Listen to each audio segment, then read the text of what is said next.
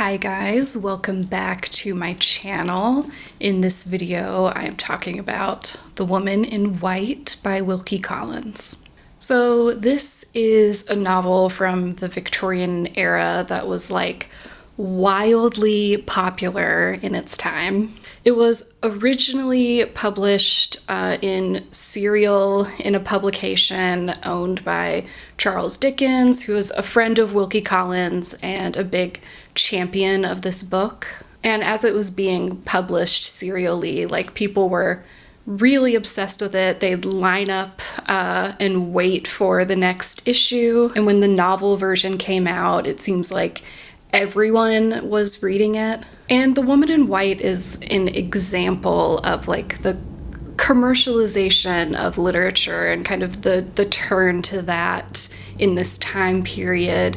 It spawned like all of this merchandise. Like they were selling the Woman in White perfume and the Woman in White bonnets and things like that. Basically, you can't overstate how popular this book was. So this story follows the unraveling of a mystery, a crime that's been committed against two women whose lives are tied together.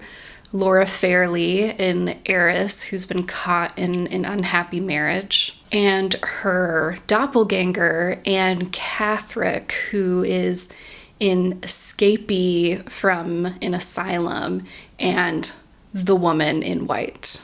And the crime is being found out, and Laura's being championed for by the man who loves her, Walter Hartright, and her devoted half-sister, Marian Halcombe. So there are a lot of characters in this book. The narrator switches throughout, so you get to see a lot of different perspectives and voices come into the story. There are like lots of twists and turns and surprises. It's very much a mystery thriller. So usually the idea of spoilers doesn't really apply to the kinds of books I read or the way I'm talking about them. But in this specific case, I do think spoilers would hurt your reading of this book. So if that's something you're concerned about, maybe you should skip this one, because there are a lot of reveals and twists and things like that.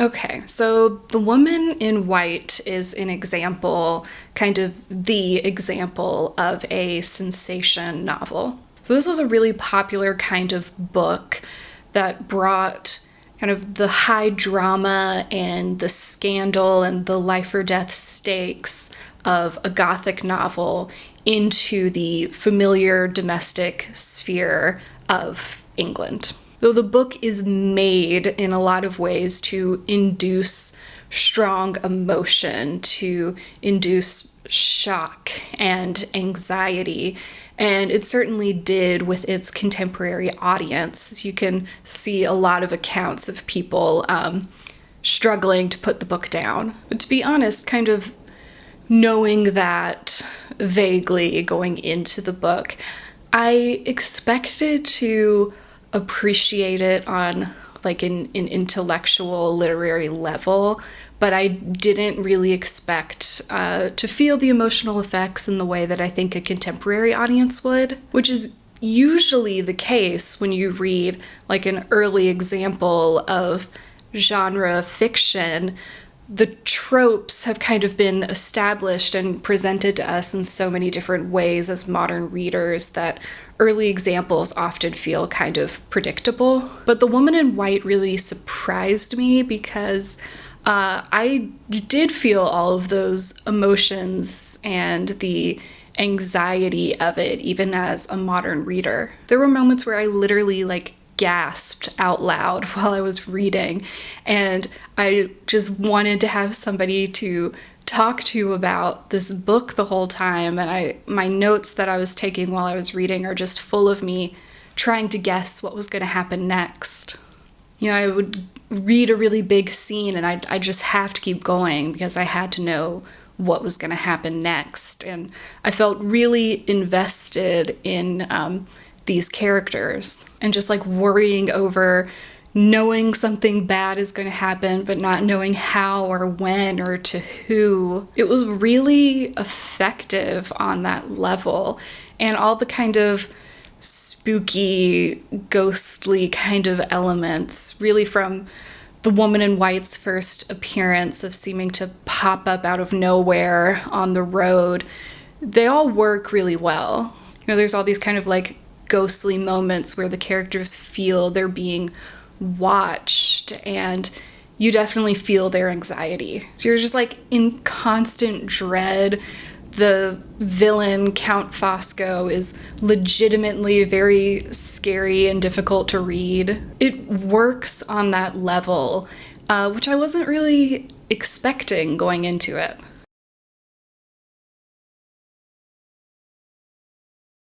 So let's talk about the different speakers in this book.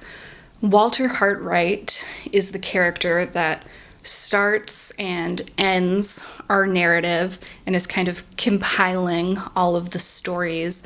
But we see the perspective of a lot of different characters throughout the book.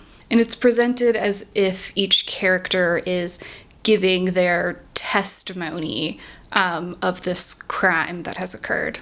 And that feels pretty innovative for the time period the book comes from, and is really effective on the level of kind of the suspense. One character is in this moment of like grave peril, and then their narrative falls off, and you're picking up with another character wondering what was happening with the first. And I was also impressed and really enjoyed how distinctive every voice was, and how their own kind of belief systems and bias colors their narratives. So like Walter Hartwright, who is an artist that is in love, he writes like an artist in love. A lot of his prose is very descriptive and romantic. So there's a part where he's describing her upon their first meeting. And the eyes are of that soft, limpid turquoise blue, so often sung by the poets, so seldom seen in real life. Lovely eyes in color, lovely eyes in form. Large and tender and quietly thoughtful, but beautiful above all things in the clear truthfulness of look that dwells in their inmost depths and shines through all their changes of expression with the light of a purer and better world. So before Walter even tells us he's in love with Laura Fairley, it's quite obvious from the way he writes about her. And Walter also has a slightly different aspect to his writing, in that he's writing looking back on the events and kind of knowing where it's going, which is in sharp contrast to Marian Halcombe's section of the book, which comes from her diary entries and is very immediate. And Marian's a great, very beloved character. So I was really excited when I turned the page and it was like the story continued by Marian Halcombe. And she's a really good character to see the story through because she's very perceptive and suspicious at the right times, and she's smart. And her section of the book is a very harrowing time in the story. So the kind of immediacy of the diary entry, I mean, that was definitely the section I sped through the fastest because I just had to know what was happening next.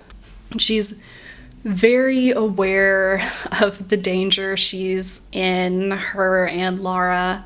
And I think you really come to care a lot for Marian while you're reading the book.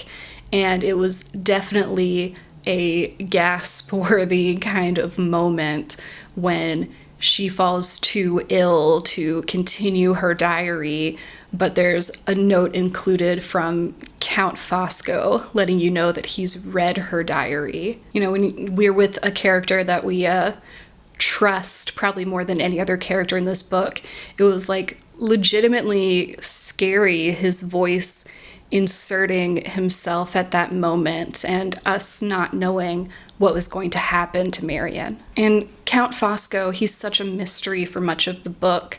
So when we get glimpses into his voice, it's really fascinating and kind of creepy how calm and assured he is. Like, he's really a very formidable enemy. And there are moments where the perspective leads to some humor too. Like, for instance, there's a little section that Laura's uncle, Mr. Fairley, contributes.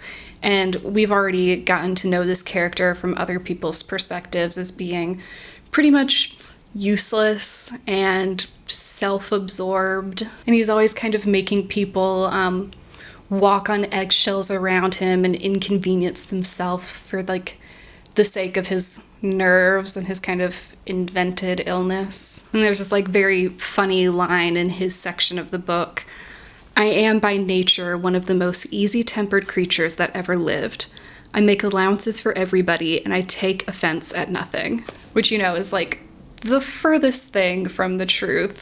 Mr. Fairley struck me as a very Austen-esque kind of completely unself-aware character. But yeah, to unravel the mystery, they have to put together all of these little pieces that everyone has to try to arrive at the truth. You know, no one person has all the info, no one person can be counted on. Even Count Fosco, who seems to always be ahead of the game and seems to know everything, has at least the blind spot of not knowing Laura's husband, Sir Percival's big secret that's alluded to a lot in the book.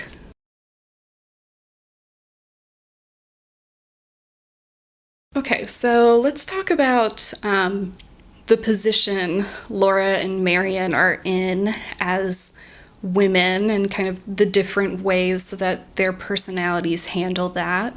To be completely honest, Laura's total helplessness gets a little tiresome by the end of the book. It's like if Walter and Marion aren't actively doing something at all times, she's in trouble.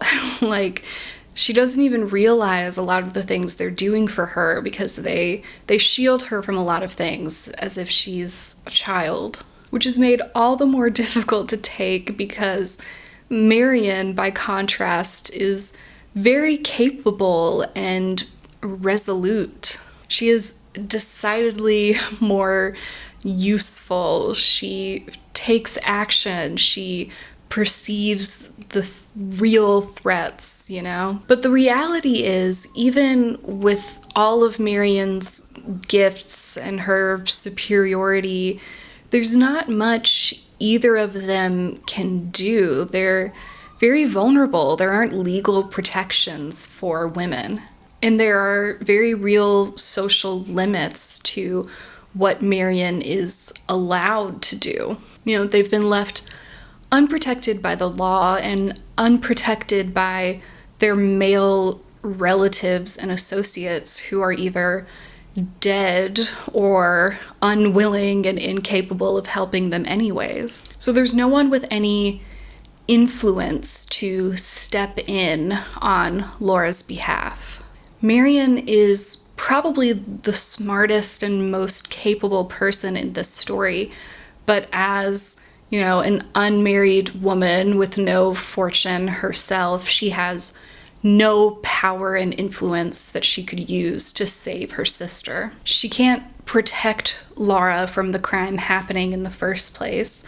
She can't exercise any control over having the crime exposed. And her reaction to that is very angry and frustrated.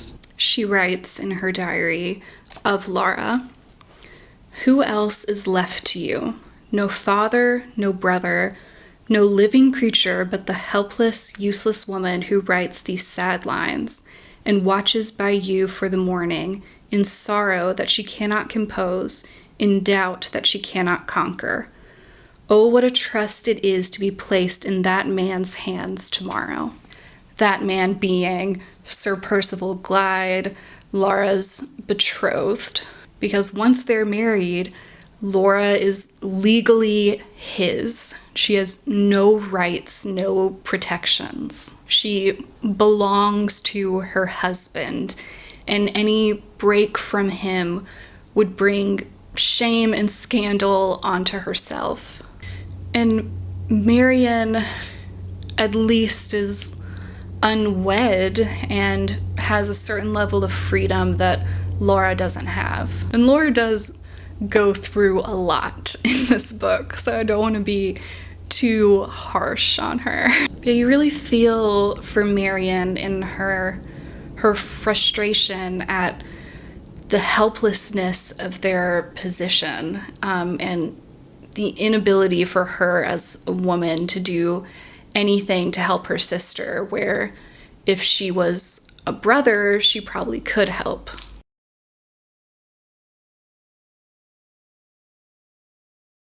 So now let's talk about our villains. We have two primary villains in this book, Sir Percival Glyde, Laura's husband, and his associate Count Fosco. And with these two villains, we kind of have two archetypes that the book talks about directly. So Count Fosco has this whole discussion with Sir Percival and Laura and Marian about two kinds of criminals, the foolish criminal and the wise criminal.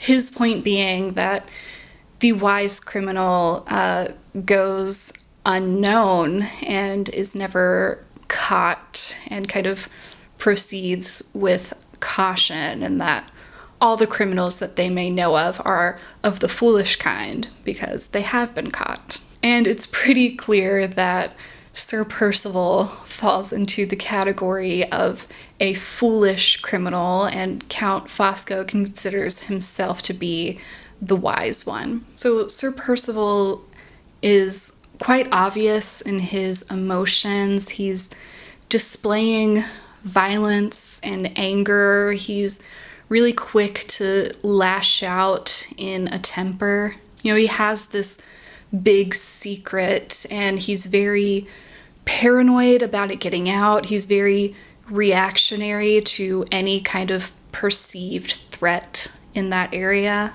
And Count Fosco's like constantly warning him to control himself, to hide how he's feeling, and to not allow himself to be provoked. But Sir Percival is kind of clearly incapable of that. And even to less perceptive characters that never see like the villainy in Count Fosco, they are very suspicious of kind of the obvious underhandedness of Sir Percival.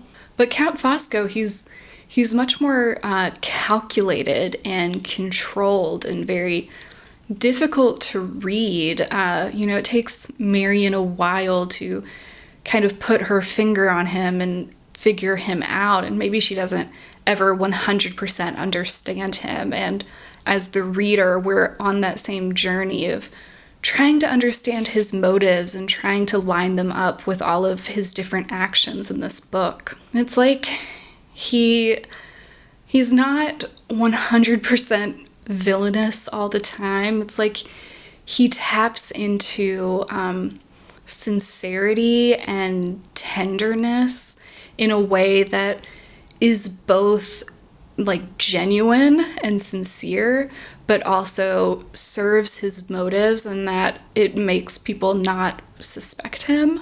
He has this whole thing where he's very tender and loving towards these little animals that he keeps with him. He has like mice and birds, and it's like very eccentric behavior for a gentleman. But it's not like he's faking that. He's like tapping into something very real, and that he really does love his little white mice that he's trained.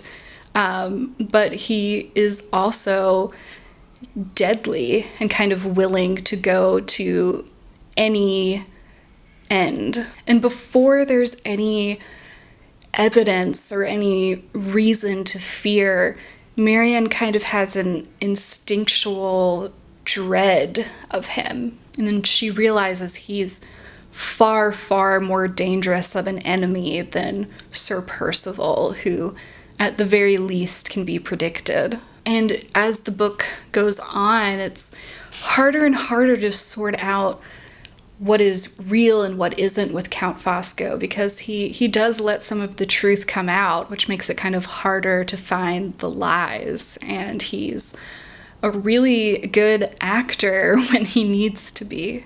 There's a part where Count Fosco is telling his side of the story about him arguing with Marianne's doctor.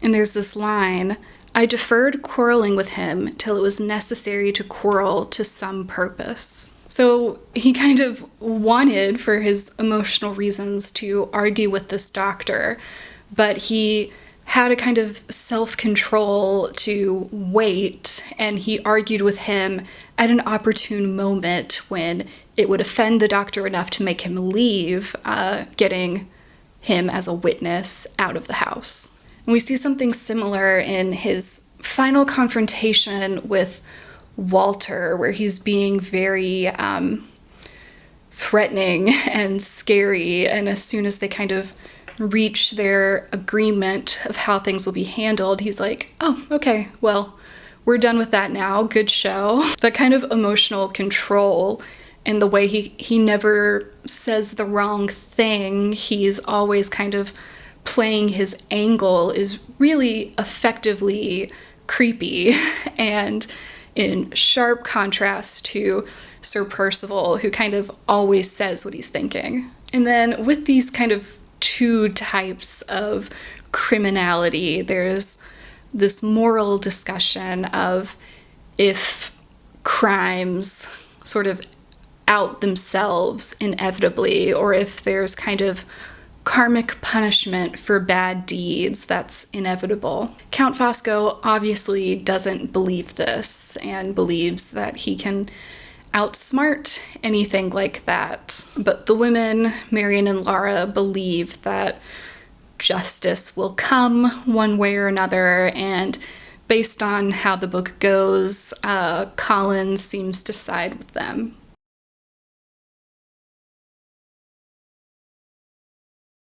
So now I'm going to talk about what I feel is kind of the central dynamic of this book. So while Walter begins and ends the book, and as the man kind of follows through on the final confrontation, and while Lara is the primary victim of the crime being committed, both of them emotionally kind of feel like accessories to me, and that I think the most essential dynamic and conflict is between Marianne and Count Fosco. So these two, they have kind of a mutual respect and admiration for each other, despite their different aims and different moral positions. For the Count, it's kind of loving, and for Marianne, it's horrifying what she sees in him. And they really don't underestimate each other. That seems very central, that they see the qualities in each other that makes them intelligent, impossible adversaries. They each see that the other is kind of remarkably singular. There's no one else in the world like them. And I think initially this kind of admiration that Count Fosco seems to be feeling and expressing for Marianne, we're suspicious of it because we know he's a bad guy, we know he's a liar, but we ultimately find it to be quite sincere. There's this part where Marianne overhears him talking to Sir Percival, speaking about Marianne. "With that woman for my friend, I would snap these fingers of mine at the world. with that woman for my enemy, I, with all my brains and experience, I, Fosco, cunning as the devil himself, as you have told me 100 times, I walk, in your English phrase, upon eggshells. And this grand creature who stands in the strength of her love and her courage, firm as a rock between us two and that poor, flimsy, pretty blonde wife of yours, this magnificent woman who I admire with all my soul, though I oppose her in your interests and in mine, you drive to extremities. And he speaks in the most glowing terms of her love and her courage and her resolution and all of this.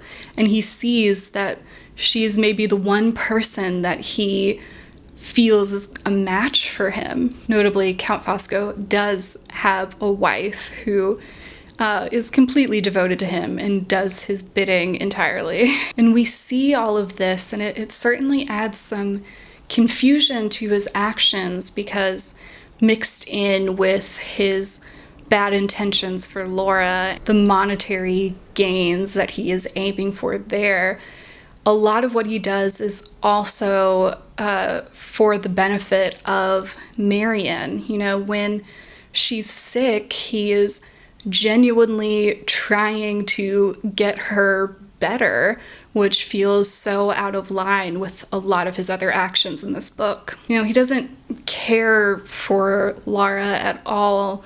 He doesn't seem to have strong feelings or passions about her. She's just kind of a means to an end.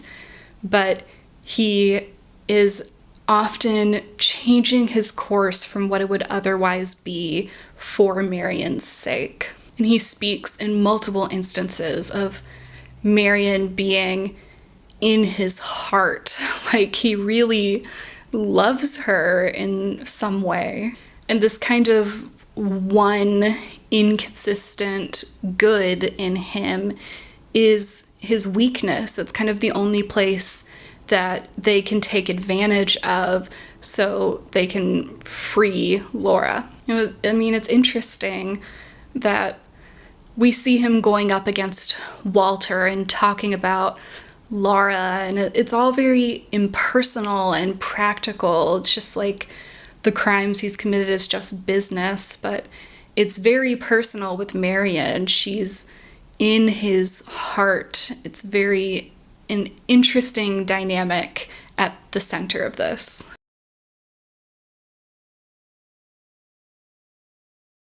So our central characters, Marion and Walter, kind of find themselves in a morally impossible position. The book is certainly not puritanical about them kind of being perfect moral figures at all. They definitely engage in some vigilante justice here, especially Walter. They show and establish very clearly that they try to take the legal, upright path to undoing the crime that has been done to Laura. And they show it fail. They show that it's impossible for them to do that, and that they have no choice but to act outside of the law. You know, Walter has to lie, he has to blackmail, he has to threaten, he might even have to take justice into his own hands. It's certainly something he considers.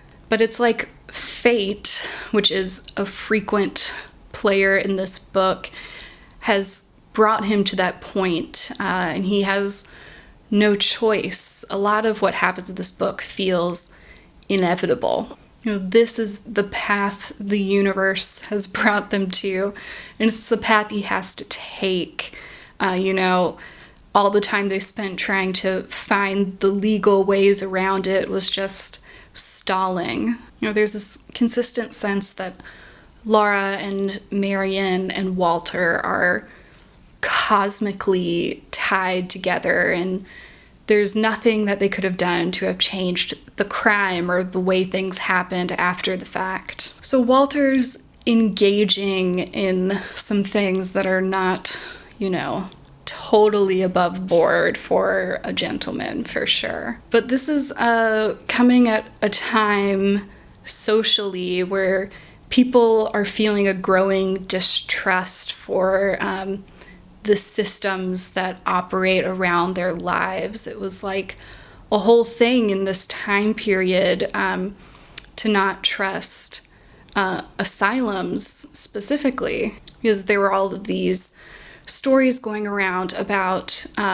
perfectly sane women who were inconvenient to their husbands being put in asylums, and people were not trusting of that system and the system to see if someone is actually sane or not. People didn't trust that there were protections for these wives. It was a moment of not really believing that these systems were going to protect you, so you had to protect yourself. Okay, I'm gonna wrap up now. So this was a genuinely thrilling book. It was hard to put down. It was really an exciting read. I'm interested in maybe trying to look into this genre a little bit more and learn more about it. I might read The Moonstone next. I think I have a copy of that. But yeah, I think if you're into kind of the contemporary version of this sort of book, The Woman in White holds up really well outside of its time period. Okay, that is all I have for this video. Thanks for watching. Bye.